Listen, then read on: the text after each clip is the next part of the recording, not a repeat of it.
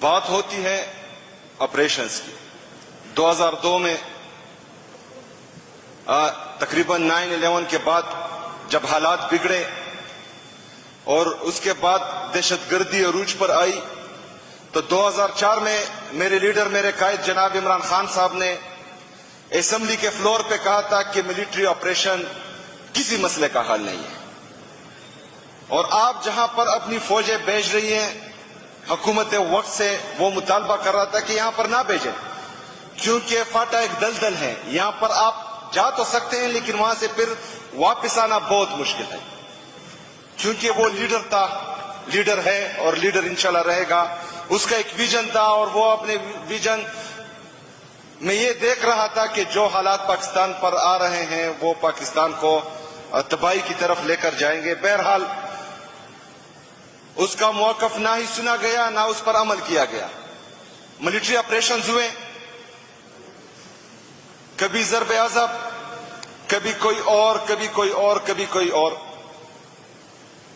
بطور اس پاکستان کا شہری, بطور خیبر پختونخوا کا باشندہ, بطور قبائلی ماں کا قبائلی بیٹا, میرا یہ حق ہے کیونکہ میں ٹیکس دیتا ہوں کہ میں پوچھوں کہ ان آپریشن سے ہمیں فائدہ کیا ہوا. اس آپریشن پر میرے ٹیکس کے پیسے لگے, اس کے آؤٹ پٹس کیا تھے؟ ان کی کوئی بریفنگ ہمیں نہ ہی دی گئی نہ ہمیں معلوم ہے. ہمیں کہا گیا کہ گھروں سے نکلو, ہم چیختے چلاتے رہیں کہ نہ نکالو, ان مکانوں سے مکینوں کو دہشت گرد بن جاتے ہیں جن کے گھر نہیں ہوتے. لیکن ہمیں گھروں سے نکالا گیا, ہمارے عورتوں کے چادروں کو تار تار کیا گیا, ہمارے گھروں کو ویران کیا گیا, ہمارے مسجد کو شہید کیا گیا. لیکن ہم نے حکومت وقت کا ساتھ دیا, ہم نے اپنا گھر بار چھوڑا.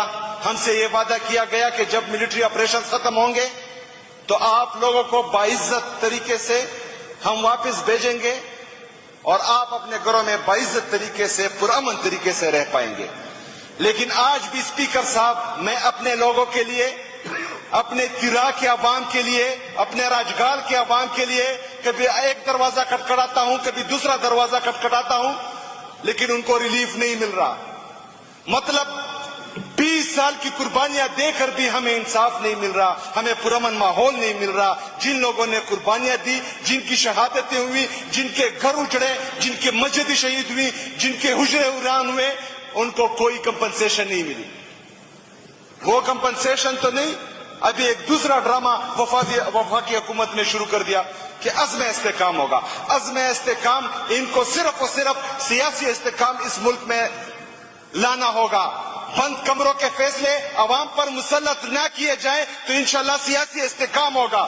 فارم 47 سے حکومتیں نہ بنائی جائے تو انشاءاللہ سیاسی استحکام ہوگا. عوام کے مینڈیٹ پر ڈاکہ نہ ڈالا گیا تو انشاءاللہ سیاسی استحکام ہوگا. اور سیاسی استحکام ہوگا تو معاشی استحکام ہوگا.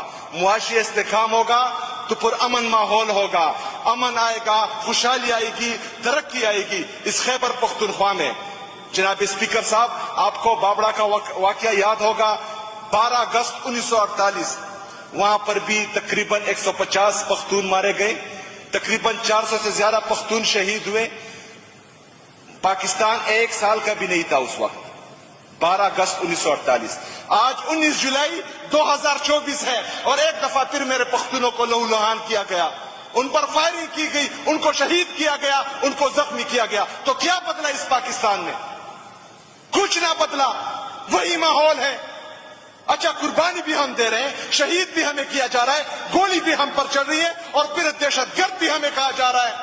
تو جناب اعلیٰ, جناب اسپیکر صاحب, جب قومیں اپنے حقوق کے لیے نکلتی ہیں تو ان کو حقوق دینے چاہیے. ورنہ میں محسوس کر رہا ہوں کہ وہ تحریکیں جو ہیں اب آزادی کی تحریکیں بن رہی ہیں جو پاکستان کے لیے بھی نقصان دہ ہیں اور ہمارے لیے بھی نقصان دہ ہیں. ملک عدنان صاحب نے بات کی کہ پی ٹی آئی کو اس میں سیریس ہونا چاہیے. جناب اسپیکر صاحب, جب ریجیم چینج آپریشن ہوا تو مراد بھائی کے سپیچز اٹھا کر دیکھ لیں. ہم نے پورے خیبر پختونخوا میں پرامن احتجاج کیے. ہم نے آواز لگائی, مراد سعید نے آواز لگائی کہ آواز اٹھانا جنازے اٹھانے سے بہتر ہے. اور یہ آپریشن صرف پاکستان تحریک انصاف کے خلاف نہیں ہو رہے. اگر آگ پاکستان تحریک انصاف کے گھر میں لگے گی تو اس کی تپش تمام لوگ محسوس کر رہیں گے, اور آج وہی تپش تمام لوگ محسوس کر رہے ہیں. تو اس میں جو ہے تمام جتنی بھی پارٹی کے ہمارے سیاسی پارٹیاں ہیں ان کو ہم التجا کرتے ہیں کہ حکومت وقت خیبر پختونخوا کا ساتھ دیں, ہمارا ساتھ دیں. انشاءاللہ تعالی ہم ایک ہو کر خیبر پختونخوا کو امن کا گہوارہ بنائیں گے. شکریہ جناب اسپیکر.